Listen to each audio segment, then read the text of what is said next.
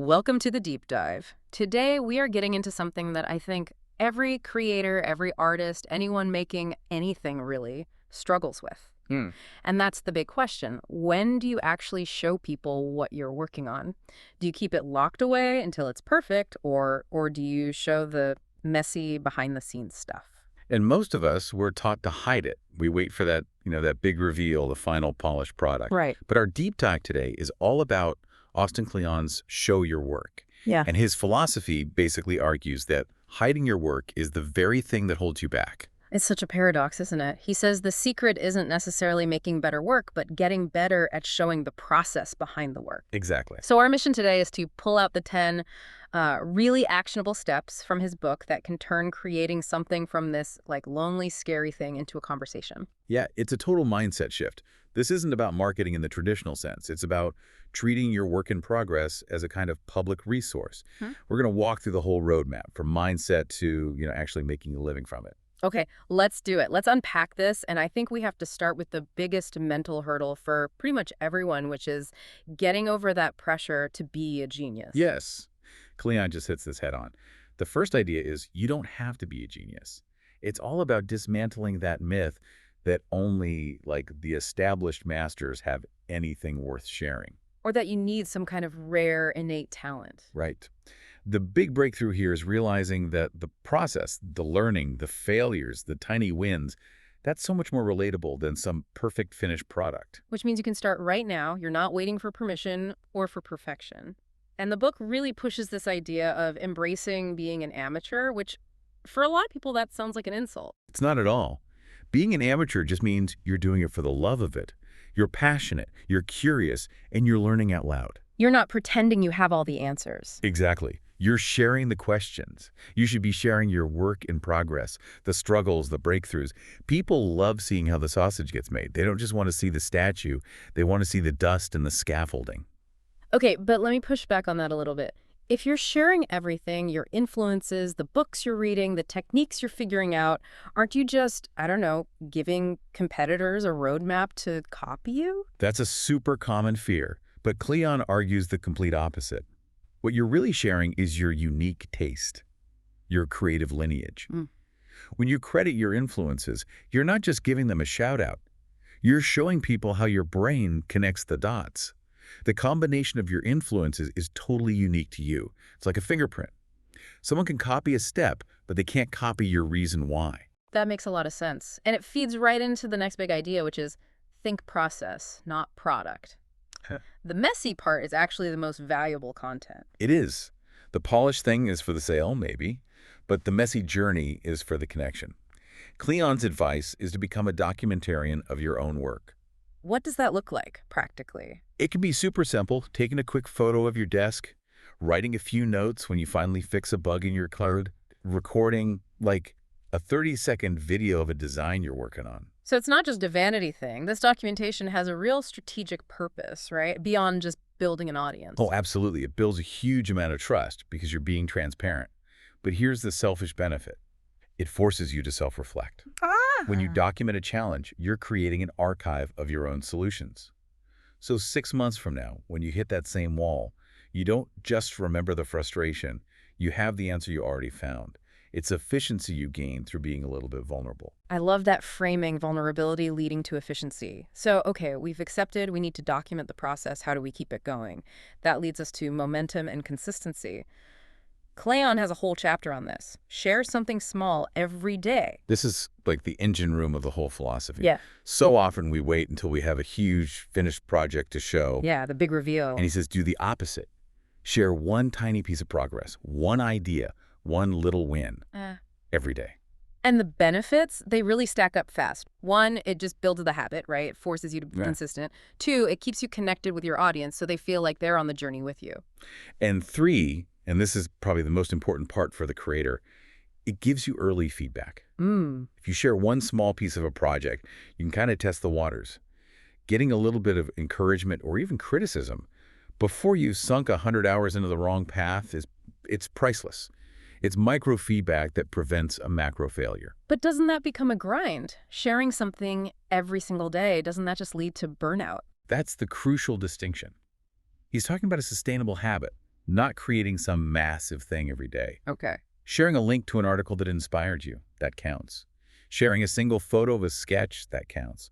It just teaches you to look for the shareable moment in your day instead of forcing yourself to produce something big. It's about being a filter, not a factory. A filter, not a factory. I like that. So once you're in that groove of sharing, you get to do something really fun, which he calls opening up your cabinet of curiosities. Yeah, this is where you get permission to just show people how your mind works, not just the final painting, but the whole landscape of your brain. So sharing the weird books you read, the strange music you listen to. The bizarre historical fact that sparked an idea. Exactly. If people understand the weird mix of things that inspire you, they get your work on a much deeper level. Mhm. It stops being about what did they make and starts being about who is this person and why. You're giving them the reading list for your soul. Precisely.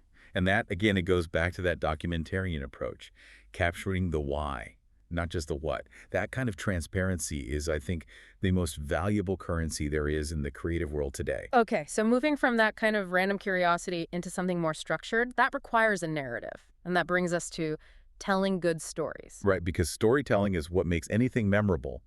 It turns a list of facts or steps into something that connects emotionally. Even the most technical project needs a story. And the classic structure still works. A clear beginning, middle, and end. The beginning is the problem or the challenge you set for yourself. The middle is the journey, the setbacks, the struggles, and the end is the outcome, the solution you found. But the key ingredient, the one you cannot skip, is authenticity. Be honest about the failures. You have to be. Perfect, smooth journeys are just boring. Vulnerability is what makes people pay attention. You can use simple language, you can use visuals, but the story underneath has to be emotionally true. And that idea of being generous with your struggles, that flows right into the next step. Teach what you know. Kleon is adamant that this isn't just for experts. That's such a vital point. So many people think, oh, I can't teach, I'm not an expert. But honestly, the best teacher is often the person who's just like 3 steps ahead of you. Because they still remember what it was like to be confused. Yes, the struggle is fresh in their memory. If you just figured out a really complex piece of software, you're in the perfect position to teach it. The benefits there are huge. You help other people, obviously. But when you structure your knowledge to teach it, like in a blog post or a tutorial, it forces you to understand it on a deeper level. It solidifies it for you. And it establishes you as a resource people can trust.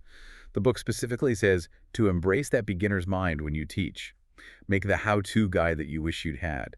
Being generous with your knowledge is a massive form of creating value. And value is what sustains you.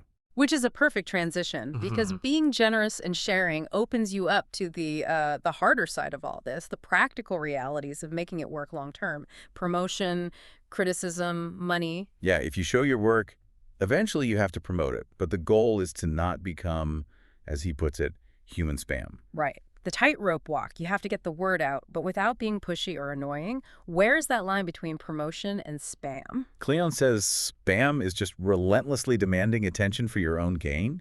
The key is to be genuine. Shift the focus from look at me to look at this valuable thing I found or made or learned. So share what you love, not just what you sell. Yes. Share other people's work. Share a useful tool. Share an insight. It's about shifting from buy my thing to here is something that might help you. Actionable advice there is to avoid just, constant low-quality updates. Focus on quality and actually engage with people, respond to comments, offer advice. You're building connections by offering value. And when you offer that value, you invite feedback. And inevitably, some of that feedback is going to sting. Which brings us to what might be the hardest part of all of this, psychologically. Learn to take a punch. This is where resilience really gets built. You put your vulnerable work out into the world, and some people are going to hate it or misunderstand it or just be mean. Yeah, and Kleon's take is that you have to adopt a growth mindset. Yeah. You have to learn to embrace feedback because not all of it is bad. Some of it is exactly what you need to hear to get better. The core technique here seems to be creating a mental separation. You are not your work. A criticism of your project is not a criticism of you as a human being, which is so hard for creatives to do. It's incredibly hard because the work feels so personal. But he offers 2 practical ways to build that thick skin. First, share more often. How's that help? Because it lowers the stakes for any single piece. If you only share once a month, one nasty comment can feel devastating. But if you share daily, That comment gets buried under tomorrow's engagement. Okay, I get that. What's the second one? Learn to tell the difference between a troll, who's just being malicious, and a real critic, who might be harsh, but is actually trying to help you improve. But the best response to both is actually the same. Which is? Keep creating and keep sharing. And to keep creating, you often need resources. You need time. Which brings us to that really uncomfortable topic for a lot of artists: sellout. Yeah, Kleon is very pragmatic about this. He basically says, making money from your creative work isn't selling out. It's what's necessary to allow you to keep creating. It's buying yourself time. It's buying yourself time, exactly. If you're not getting paid for your passion, you have to get another job to pay the bills, and that job steals time and energy from your real work. Getting compensated is just a validation of the value you're providing. So the focus has to be on creating that genuine value. People will pay for work that's meaningful to them, and the financial strategy. Diversify. Don't put all your eggs in one basket. Sell products, offer services, teach workshops, use things like crowdfunding. You've built this audience that trusts you. Don't be afraid to ask for their support. They want to see you succeed. And all of those 9 steps, really, from embracing being an amateur to learning how to make money, they all build up to the final and maybe most important chapter: stick around. Persistence is the secret ingredient. It's the one thing you can't skip. This whole creative journey, it's not a sprint to go viral. It's a marathon. A marathon of sustained effort. You need that consistency we talked about to build the audience. You need the resilience to handle the punches. And you need a financial plan to buy yourself the time to do the work. It's about just showing up every day, even when it's slow, and being open to the fact that the work will change and you'll change. Celebrating the small wins to keep yourself going. That is what leads to a successful creative career in the long run. So we've gone through all 10 of Kleon's steps. And what they show, I think, is that success isn't about some stroke of genius. It's about being consistently, authentically vulnerable and sharing the whole journey. You have the roadmap now to start doing this with your own work, no matter what it is. Yeah, we talked about building that financial runway so you can afford to stick around. And we spent a lot of time on the mental side of it, developing a thick skin. And that link, the one between persistence and handling feedback, it raises a final thought for you to consider. If the key to sticking around is resilience, and resilience is built by taking punches over and over again, does that mean the simple act of sharing something small every day is actually the ultimate training exercise for building that thick skin you need for the marathon? The more you share, the less any single punch hurts. Think about that daily share not just as building an audience, but as resilience training. Keep creating, keep sharing, and keep learning.